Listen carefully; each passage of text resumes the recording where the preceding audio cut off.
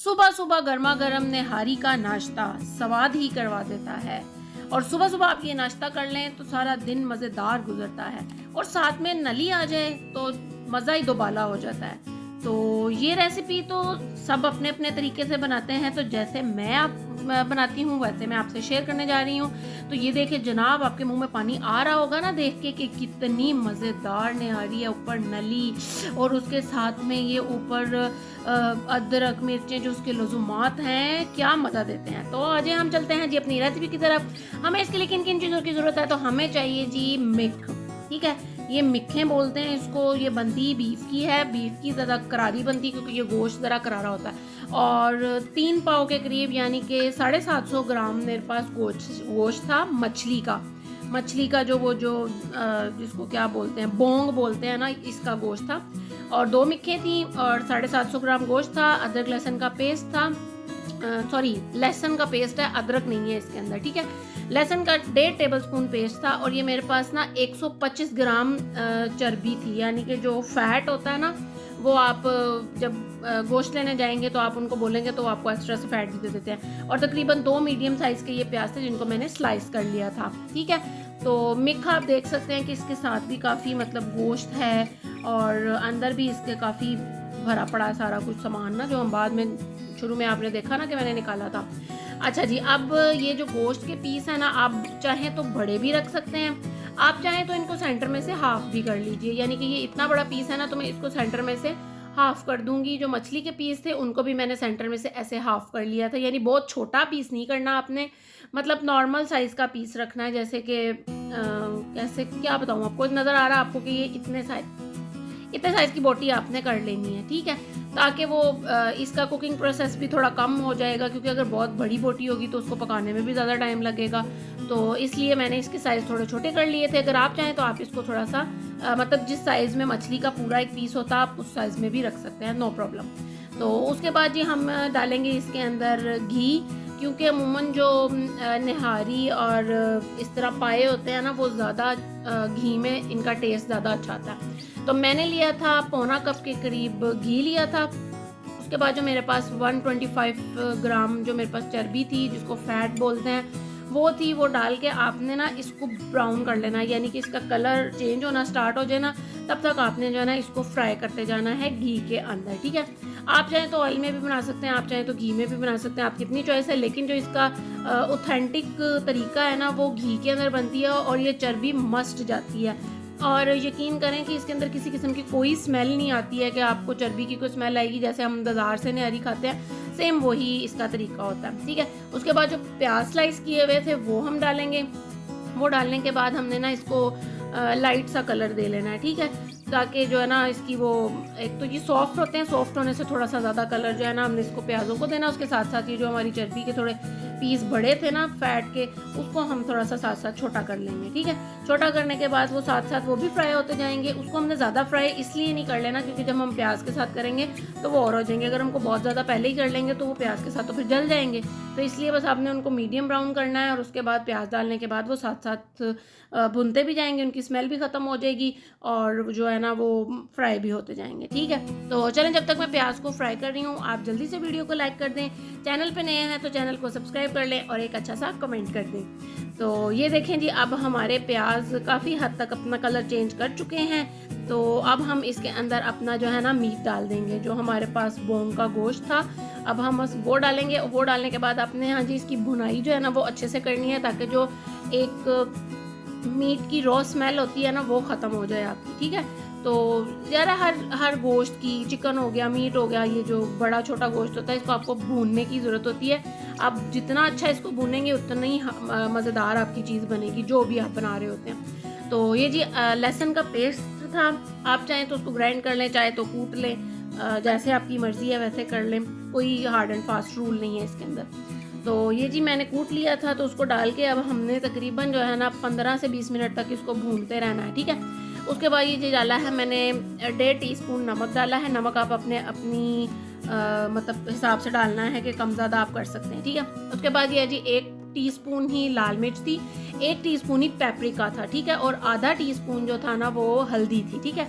तो डालने के बाद हल्का हल्का सा पानी डालना है और आपने इसको भूनते जाना है। मैंने इसको मैक्सिमम जो था ना 20 मिनट जो है ना इसको मैंने भूना था, ताकि इसकी स्मेल ख़त्म हो जाए और प्याज और ये सारा जो मसाला है ना वो आपस में मिक्स हो जाए अच्छे से। और यकीन करें इस टाइम पे इतनी मज़े की खुशबू आ रही थी कि हालांकि इसके अंदर अभी हमने निहारी के कोई बेसिक मसाले नहीं डाले, लेकिन फिर भी जो है ना इसके अंदर से बड़ी मज़ेदार सी खुशबू आ रही थी। वो फीलिंग आ जाती है ना कि आप एक अच्छी सी डिश बना रहे हैं और उसके बाद वो आपने इंजॉय भी करनी है। तो ये देखें मैं थोड़ा थोड़ा पानी डालती जा रही हूँ और इसको मैंने जो है ना भूनते जाना है। तो आप पहले भी मैंने आपको बताया कि जितना आप इसको मतलब भूनेंगे ना उतना ही फ्लेवरफुल बनेगी।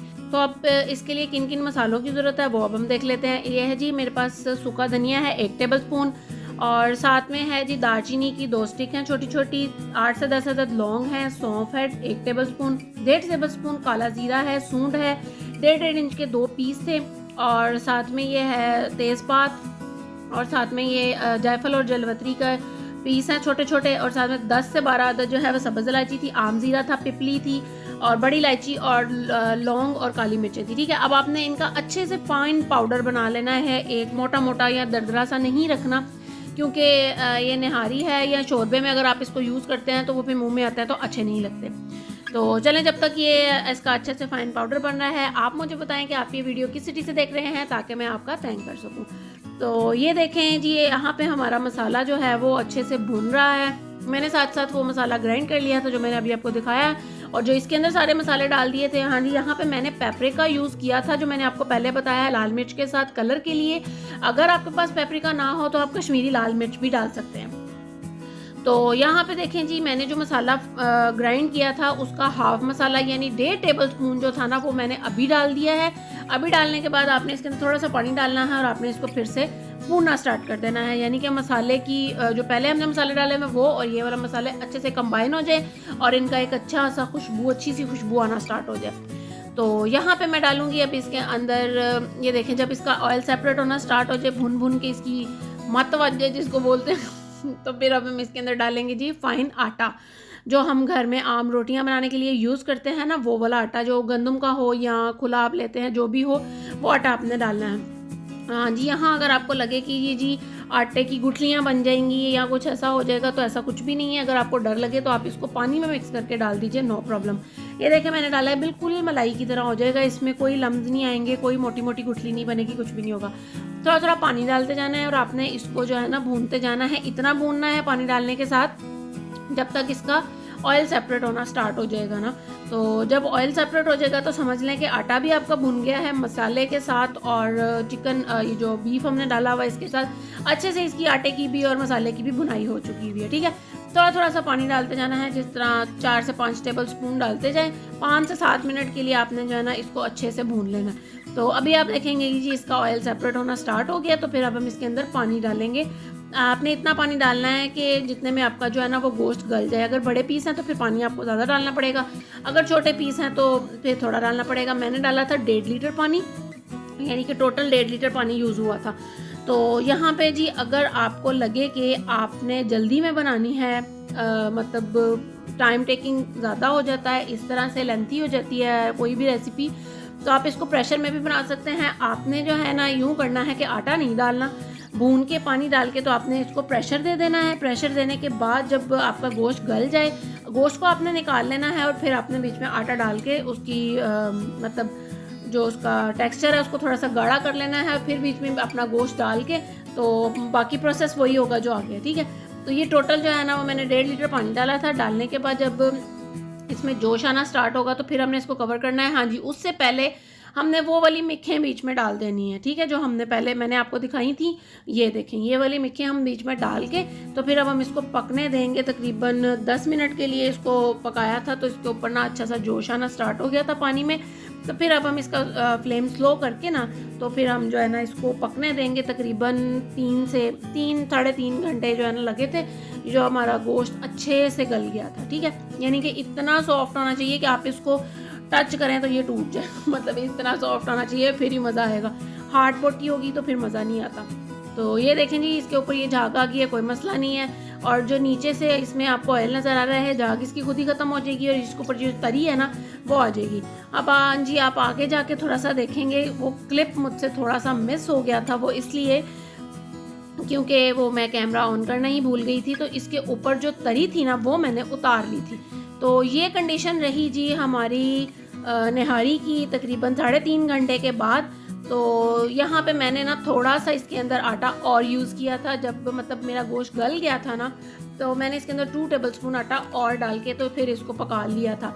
तो अगर आपको लगे कि जी आपका मतलब आपकी भी गाढ़ी नहीं हुई है थोड़ी सी, तो आप इसके अंदर थोड़ा सा आटा और मिक्स करें और फिर इसको जो है ना आप 10 मिनट के लिए पका लें, तो आपकी निहारी फुल तैयार हो जाती है। और इसका मज़ा इसलिए आता है कि इसको जब ये पकी पड़ी रहती है ना, यानी कि जैसे आपने रात में बनाई है तो आप इसको सुबह में खाएंगे तो इसका मज़ा और ही होगा, क्योंकि इसके जो फ्लेवर्स हैं ना वो और खुल जाते हैं, मतलब कि खुल के आते हैं। तो ये देखिए जनाब, वो जो हाफ़ मसाला हमने शुरू में यूज़ किया था और हाफ़ जो बच गया था वो हमने अब इस स्टेज पे इसके अंदर डाल देना है और इसको जो है ना 3 से 4 मिनट के लिए पकाना है। तो उसके बाद हमारी निहारी हो जाएगी जी फुली तैयार। इस स्टेज पे जब आप मसाला डालेंगे ना तो उसका फ्लेवर ही और तरह से आएगा, मतलब इतना मज़ेदार कि जैसे आप बिल्कुल बाजार जैसी खा रहे हैं, बिल्कुल वैसा ही टेक्सचर होता है इसका, वैसा ही टेस्ट होता है। आपने इसको ज़रूर ट्राई करना। तो ये है जी वो तरी जो मैंने आपको पहले बताया कि मेरे से मिस हो गया था वो क्लिप। तो ये तरी मैंने उतार के सेपरेट कर ली थी और उसके बाद उसके अंदर आटा डाल के तो उसको थोड़ा मिक्स कर लिया था। मिक्स करने के बाद 10 मिनट पकाने के बाद हमारी निहारी हुई तैयार। तो ये देखें जी, अब मैंने इसको प्लेट में निकालने के बाद इसके ऊपर तरी डाली। अगर आप चाहते हैं कि जी इसके अंदर थोड़ा सा मतलब और ज़्यादा मज़े का फ्लेवर आए तो आप इसके अंदर जो है ना वो देसी घी का तड़का लगा लें। तो ये देखें, ये है जी नली। अब मैंने तो ये बहुत गरम थी, क्योंकि ये ना गरम ही निकाली जाती है, ठंडी हो जाएगी तो फिर ये अंदर जम जाती है। तो ये देखें, अब मैंने इसको निकाल के निहारी के ऊपर डाला। हमने तो इसको मतलब गार्निश करके अदरक से, मिर्चों से, नींबू डाल के ऊपर तो बहुत मज़े से खाई थी। आपने इस रेसिपी को ज़रूर ट्राई करना है, मुझे बताना है कि आपको ये रेसिपी कैसी लगी। और मेरे भाई की तो ये फेवरेट है, उसको तो बहुत पसंद है, वो तो बहुत शौक से खाता है। बच्चे भी मेरे बहुत शौक से खाते हैं, मतलब मेरी बेटी को तो ये बहुत ही पसंद है। अब आपको एक मज़े की बात बताती हूँ, हमारे घर में ना ऐसे जितनी ज़्यादा हम ऐसी चीज़ें नहीं खाते थे। तो जब मेरी शादी हुई ना तो मेरी सास मतलब बड़ा चटखोरी सी थी, तो वो ऐसी चीज़ें बड़ी बनाती होती थी। तो उन्होंने बनाई तो उन्होंने कहा कि हम ना बीफ से भी बनाएंगे। तो फर्स्ट टाइम हम बाज़ार से ज़रूर खाते थे, घर में नहीं कभी भी बनाई थी। मतलब जैसे कि घर में कोई इतनी एफर्ट करके बंदा बनाए, मम्मा कहती होती थी बाज़ारों ही लाने वही खा लेते तो जो ना मैंने यहाँ पे फर्स्ट टाइम खाई। फिर उसके बाद से हम बाज़ार से कोई ऐसे जितनी लेते हैं, हम घर में ही बनाते हैं। और आगे से मतलब इन्हीं का ही खून है मेरी बेटी, तो वो उसको तो इतनी पसंद है ना। तो मेरी सास, अल्लाह ताला उनको जन्नत में जगह दे, वो कहती होती थी कि मैं अपनी फातिमा का नाश्ता लेके जाऊँगी ना, तो मैं सुबह में उसके लिए निहारी तेरी माँ बनाएगी तो निहारी का नाश्ता लेके आवाँगे, मतलब ऐसे बोलती होती थी। बस लोग चले जाते हैं, यादें रह जाती हैं। तो लीजिए, हमारी हुई निहारी तैयार। अब आपने ये रेसिपी ज़रूर ट्राई करनी है, मुझे ज़रूर बताना है कि आपको ये रेसिपी कैसी लगी है। तो मिलूँगी आपसे अब एक मज़ेदार सी रेसिपी के साथ। अल्लाह हाफ़िज़।